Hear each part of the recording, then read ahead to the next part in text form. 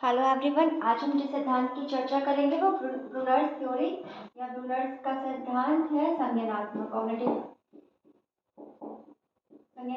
सिद्धांत या इसे हम कॉग्निटिव थ्योरी और ब्रूनर्स कहते हैं।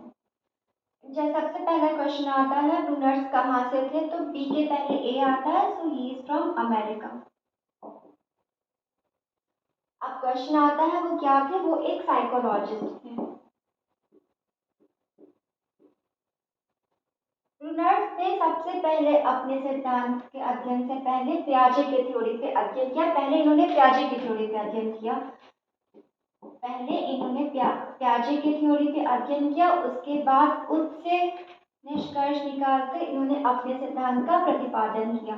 इसीलिए इनके सिद्धांत को हम पियाजे का वैकल्पिक सिद्धांत भी कहते हैं। पियाजे का वैकल्पिक सिद्धांत के नाम से हम किसे जानते हैं? ब्रूनर्स की थ्योरी को। जेरोम ब्रूनर्स थ्योरी ने अपने सिद्धांत को 3 चरणों में बांटा, वही पियाजे ने अपने सिद्धांतों को 4 चरणों में बांटा था। इससे पहले की वीडियो में आप पियाजे के सिद्धांत को देख सकते हैं। यार हम लोग ब्रूनर्स के थ्योरी के बारे में पढ़ेंगे। Inactive stage, second one is iconic stage, third one is symbolic stage. जो क्रिया निर्माण की अवधि होती है वो जन्म से 2 वर्ष की होती है। उसके बाद आइकॉनिक स्टेज की अवधि जो होती है वो 2 से 7 वर्ष की होती है। And third one is symbolic और संकेत चिन्ह की आयु, इसकी अवधि जो होती है 7 से 15 वर्ष की होती है। तो ब्रूनर्स के हिसाब से स्पाइरल क्यूरिकुलम जो होता है वो बच्चे का मतलब इसका लो लेवल से हाई लेवल में विकास होता है। पहले ये लो लेवल में होता है, फिर ये एडवांस लेवल में पहुंच जाता है। इस सिद्धांत का दूसरा नाम अन्वेषण का सिद्धांत है, संरचना का सिद्धांत है और निर्मितवाद का सिद्धांत भी इसे कहते हैं।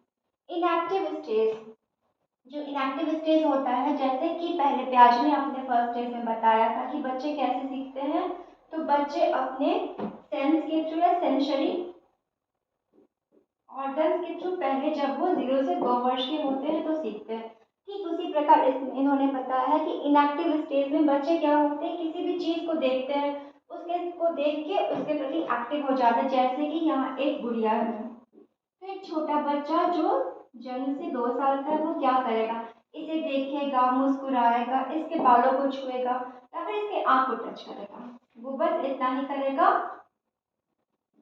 इसके साथ खेलेगा, इसे देखेगा, इसको देख के कभी वो हंसेगा, कभी रोएगा, कभी वो चिल्लाएगा। इसे पकड़ने के लिए वो भागेगा, चलेगा। तो इस स्टेज में बच्चे सेंस के थ्रू, अपने हाथ के थ्रू, अपनी आंखों के थ्रू या फिर किसी भी सेंस ऑर्गन के थ्रू इसे टच करते हैं और इसे फील करते हैं, एक्टिव होते हैं। उनकी आईज एक्टिव होती इन्हें देखकर कि हम इनके बालों को टच करेंगे। Second one is iconic stage. अब बच्चे जो होते हैं वो इस गुड़िया का एक इमेज बना लेते हैं, उसके सामने कोई भी गुड़िया रखी जाती है तो वो जान जाते हैं इसका प्रतिबिंब उनके मन में, उनके दिमाग पे बना हुआ है और वो जान जाते हैं कि अरे ये तो मेरी गुड़िया ट्विंकल है, जिसका नाम वो ट्विंकल रखे हैं। And the third stage, symbolic stage. इस स्टेज में भाषा का विकास हो जाता है। भाषा का विकास होता है। अगर बच्चे के सामने इसको देख के एक शब्द आता है वो है गुड़िया। जब भी बच्चे को कहा जाता है कि गुड़िया कहाँ है तो उसके दिमाग में ट्विंकल जो उसकी गुड़िया थी या फिर ऐसी ही कोई और गुड़िया का चित्र उसके दिमाग में, उसके मन पे आ जाता है कि अरे गुड़िया तो ये है। तो यहाँ पे भाषा का विकास होता और उसने इस इमेज को एक नाम दिया, वो नाम है गुड़िया। फर्स्ट स्टेज में, इनएक्टिव स्टेज में वो गुड़िया को देख के खेलता है, उसके पार्ट्स को टच करता है, उसे देख के मुस्कुराता है। सेकंड में वो उसका प्रतिबिंब अपने मन के अंदर बसा लेता है कि ये मेरी गुड़िया ट्विंकल है। थर्ड स्टेज में गुड़िया नाम आते ही उसके मन में एक छवि बनती है जो कि उस गुड़िया की है।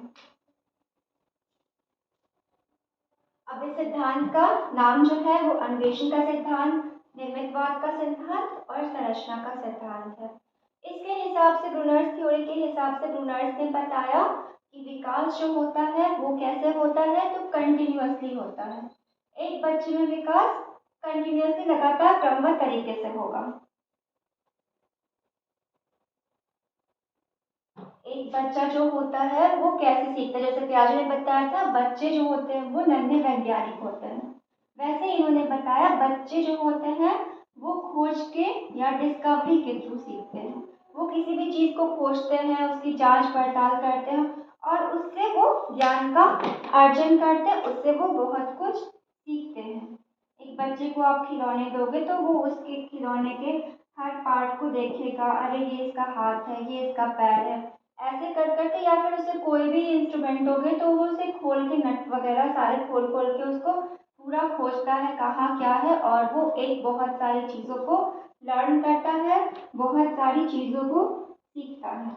अर्थात हम इस थ्योरम और इस सिद्धांत ब्रूनर्स थ्योरम के हिसाब से कह सकते हैं कि बच्चे जो होते हैं कंटिन्यूअसली सीखते हैं, वो एक्टिव अपने मस्तिष्क में एक छवि का निर्माण करते हैं प्रतिबिंब का, वो अपनी ज्ञानेंद्रियों के द्वारा सीखते हैं, वो अपने जो थर्ड स्टेज में सिंबल और संकेत के द्वारा और चिन्हों के द्वारा वो एक छवि, एक भाषा का विकास करके सीखते हैं।